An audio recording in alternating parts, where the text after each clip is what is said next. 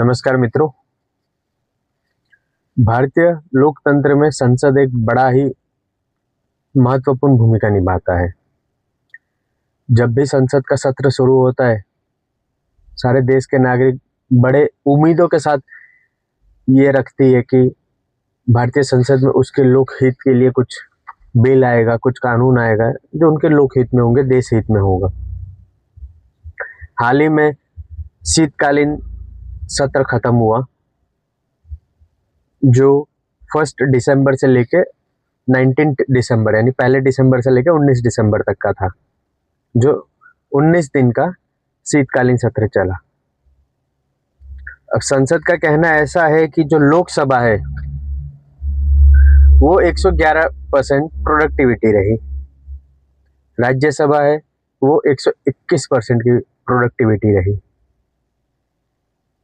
तो हम सब अक्सर ये न्यूज़ में सुनते आ रहे थे कि विपक्ष के विरोध के कारण संसद को भंग किया गया, सरकार के विरोध के कारण संसद को रोक दिया गया। तो इतने सारे विरोध होने के कारण, रुकने के कारण फिर भी 111%, 121% की प्रोडक्टिविटी कैसे मापी गई? तो बता दूं आपको कि ये जो शीतकालीन सत्र हुआ 2025 का, उसको कंपेयर करते हैं हम पिछले साल के शीतकालीन सत्र से। उसी तरह राज्यसभा का शीतकालीन सत्र को कंपेयर करते हैं 2024 के शीतकालीन सत्र से। हाल के शीतकालीन सत्र में जो हुआ है उसमें करीब करीब 8 बिल पास हुआ है। वो 8 बिल क्या है वो मैं आगे आपको बताता हूँ।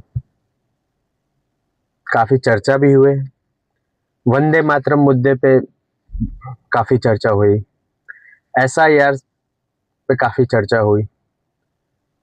तो मेरा ये वीडियो बनाने के पीछे का कारण है कि क्या जनता के मुद्दे पे चर्चा हुई, क्या सरकार इसको संज्ञान लेके उस चीज को रखी, क्या वो मुद्दे क्या थे? अभी हाल ही में इतना बड़ा जो पॉल्यूशन हो रहा है, दिल्ली के हाल देखे, अब उत्तर भारत का हाल देखे या कोई भी अन्य क्षेत्र में देखे, सबसे बड़ा आज का मुद्दा है पॉल्यूशन। तो क्या पॉल्यूशन पे सरकार ने कुछ चर्चा किया क्या? दूसरा, अरावली हिल्स, अरावली पर्वतमाला जो इतना बड़ा है, चर्चा का विषय बना हुआ है, क्या सरकार ने इसको सीरियसली लिया क्या? भारतीय अर्थव्यवस्था अंतरराष्ट्रीय स्तर पे रुपया जिस तरीके से गिरता जा रहा है डॉलर के सामने, क्या सरकार ने इसको सीरियसली लिया क्या?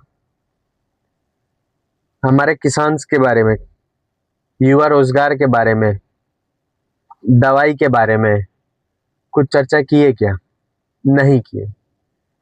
ये शीतकालीन सत्र मुझे ऐसा लग रहा है कि ये कहीं ना कहीं पॉलिटिकल नैरेटिव सेट किया गया है। ये संसद शीतकालीन सत्र कहीं ना कहीं जनता के लिए ये था ही नहीं। सरकार के जो अपने मुद्दे थे उन्होंने अपना रखा, उनको अपनी राजनीति चमकानी थी वो उन्होंने किया, बट जनता का मुद्दे कहीं ना कहीं पीछे रह गए। कौन से 8 बिल पास हुए हैं वो हम देख लेते हैं। VB जी राम जी, जो मनरेगा का नाम चेंज करके रखा गया, वो पहला।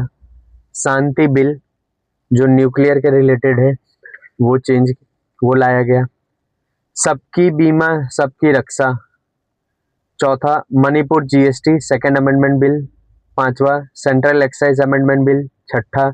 Health security to national security bill, सातवां।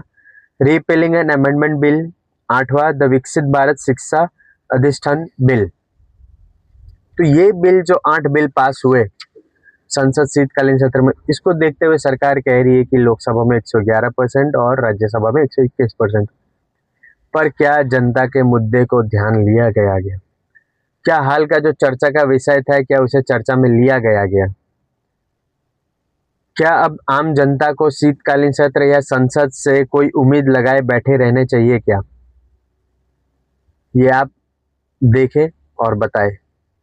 संशय विद PK। धन्यवाद।